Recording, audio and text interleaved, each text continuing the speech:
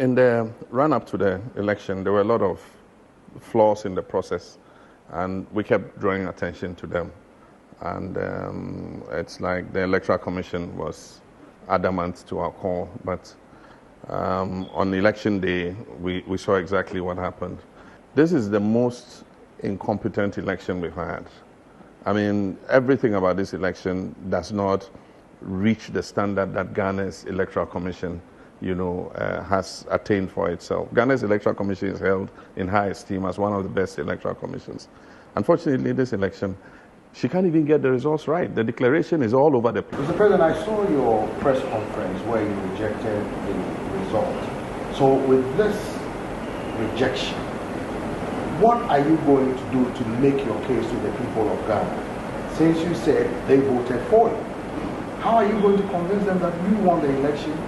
Well, we know we did, and we are currently doing a forensic audit of all the constituencies. First, to establish what happened there, and then secondly, to reconfirm the figures that we have. Because this case might end up in court, I don't know. I cannot mention anything for now, but we're doing an audit, and based on that, we'll take whatever decision we need to take. But I think that the incompetence the EC has shown, it will be useful for us to do a forensic audit of the EC's own systems and the numbers to come to what the final number for the EC is. Because as of now, I don't know what number they're going to gazette. But Mr. President, what is your reaction to the African Union poll observer mission that came out saying that the elections were transparent and credible and that most people were not prevented from voting? The ECOWAS poll observer mission led by Madam Johnson Sirleaf said the same thing, that it was peaceful and transparent.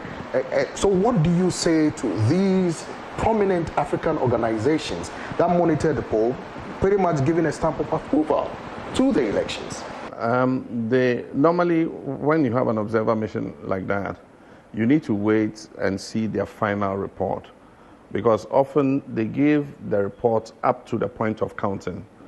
And it's true, I mean, the whole day was peaceful. People went about, voting without any problems, and the queues were orderly. And so they'll say all that.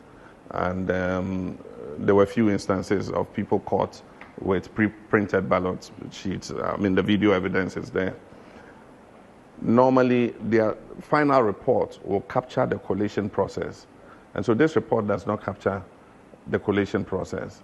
And a lot went wrong with the collation process. Mr. President, 4 years ago, when you lost the election, you handed over peacefully. I was here in Accra when you held a news conference that you had called then opposition leader Nana Addo Dankwa Akufo-Addo to concede.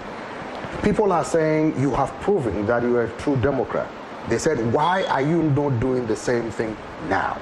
In the interest of the more than 6 million people who voted for me, I must uphold our democracy and hold our Electoral Commission to higher standards and hold this government to a higher standard in terms of our democracy. I mean, the way they've conducted this election, the government, President Akufo-Addo, and the Electoral Commission, is a dent to our democratic credentials as a government. And so in my principles as a Democrat, I can't be seen to be sweeping it under the carpet and just letting it go. I think that we must bring closure to this by seeing exactly, where the issues are. And I mean, if an independent audit is done by the EC, we bring somebody in to crunch the numbers, do an independent audit. If I lost, why not? I mean, I'll be the first to concede and, walk away. But as long as that is not done, and I know that there was a deliberate attempt to subvert the will of the people in favor of the incumbent, it will be wrong for me in terms of our democratic practices to just leave it, because we will not learn the lessons of this election. I think that we must learn the lessons of this election so that we don't repeat it in the future.